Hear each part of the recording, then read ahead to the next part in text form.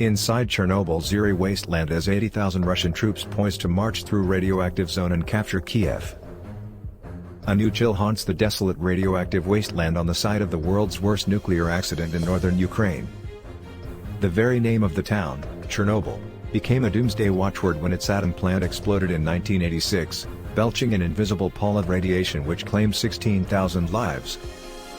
The Sun's chief foreign correspondent Nick Parker in Chernobyl. Western powers claim Russia is planning to invade Ukraine.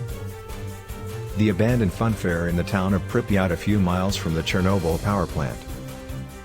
But 36 years later, benighted locals living near the wrecked reactor were facing the terrifyingly tangible threat of a vast Russian army last night. Around 80,000 of Vladimir Putin's troops and their allies are now camped a short distance across Ukraine's northern border with Belarus, with thousands more pouring in every day. The deserted 1,000-square-mile Chernobyl exclusion zone presents their shortest and swiftest path to Ukraine's capital Kiev. Kremlin warlords insist troops, tanks and missile batteries arriving by train are taking part in military exercises and pose no threat to Ukraine. But the zone declared uninhabitable around the reactor core since its meltdown has become strategically vital as Ukraine musters its defenses. And the threat from the north is now so real that commanders tasked with defending Kiev have ordered an extra 7,500 border guards to patrol the tainted wilderness. We arrived at the Chernobyl reactor site today and were told movements were being restricted by a two-day military exercise involving Ukraine's National Guards. A 36-year-old local with regular access to the zone said, "More troops have been arriving and we are seeing them patrolling and moving close to the border." The zone straddles the frontier with Belarus where the Russians are camped and our forces are clearly preparing to meet them if they come this way. An obvious advantage is that there are no civilians to join the resistance or get in the way. Only 150 of locals chose to go back after the disaster and all are now aged 75 to 100. The radiation levels are now tolerable provided exposure does not last too long, but if the Russians pass through here they could be in Kiev in 2 hours. If they come we will fight them. Everyone will resist no matter which direction they take. The city of Pripyat was purpose-built to provide manpower for the huge Chernobyl plant's 4 reactors and was once a thriving community of 50,000 people. But the entire population ran for their lives within hours when reactor number 4 exploded and began spewing radiation across Europe on April 26, 1986. No one returned and the abandoned city is now defined by its dereliction and the iconic landmark of the rusting Ferris wheel and dodgems in its overgrown funfair. Herds of wild horses now run free and packs of wolves have returned to roam the deserted land which has lain undisturbed by humans for nearly 4 decades. Dust-covered dolls cast their lifeless gaze over an abandoned kindergarten we were shown today in one of more than 100 empty settlements where invaders may seek cover. A wild horse and packs of dogs pestered us as we approached the 354-foot concrete and steel dome encasing the still lethal radioactive core at the center of the site. Our guide told us, "You must be wary of these animals, they never leave here and their fur can carry high levels of radiation. The dogs here don't bite but they are still dangerous."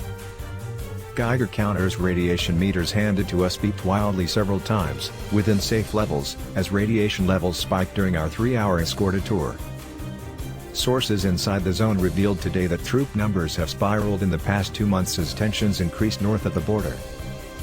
Fears rose yet again as it was reported that Russian radar jamming vehicles were on the move to help shield an invasion force led by elite Spetsnaz special forces. Ukrainian troops now guarding the area are ordered to constantly check their exposure to radiation and limit their time anywhere near Chernobyl. But Russian tanks, armored troop carriers and artillery batteries could sweep through swiftly leaving them a clear route south to Kiev in as little as 2 hours. And undercover Spetsnaz units are feared to have already moved south of the border to prepare the way for attack.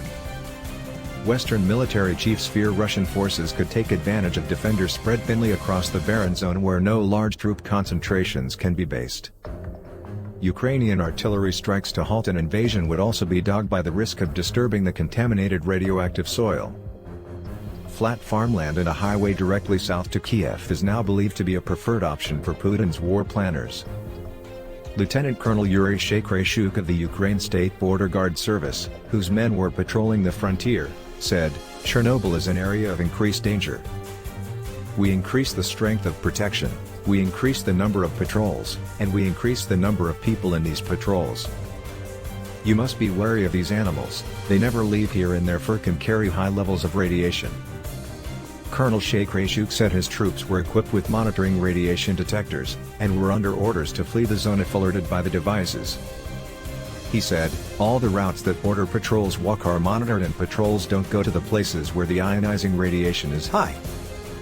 We use drones to monitor the contaminated areas. If the device goes off, the patrol will leave the contaminated territory as soon as possible. 7,000 elite Russian Spetsnaz Special Forces troops are now armed and ready to attack Ukraine from Belarus, it was revealed today. Military intelligence sources revealed that the 2,000-strong 14th Spetsnaz Brigade is now en route to the Putin puppet state. The force added to 5,000 crack comrades already in position as close as 12 miles from Ukraine's northern border. Commanders now fear the rogue nation may now become the springboard for a lightning attack on Kiev, just 150 miles south. Hundreds of Spetsnaz are already believed to be in Ukraine preparing the ground for an attack expected at any time as UN peace talks remain deadlocked. The spearhead units of the invasion force are among an estimated 80,000 pro-Putin soldiers now in Belarus, while 130,000 more have moved into position from the south and east. Some 80,000 Russian troops are poised nearby at the Belarusian border. Chernobyl has become an unlikely tourist hotspot in recent years,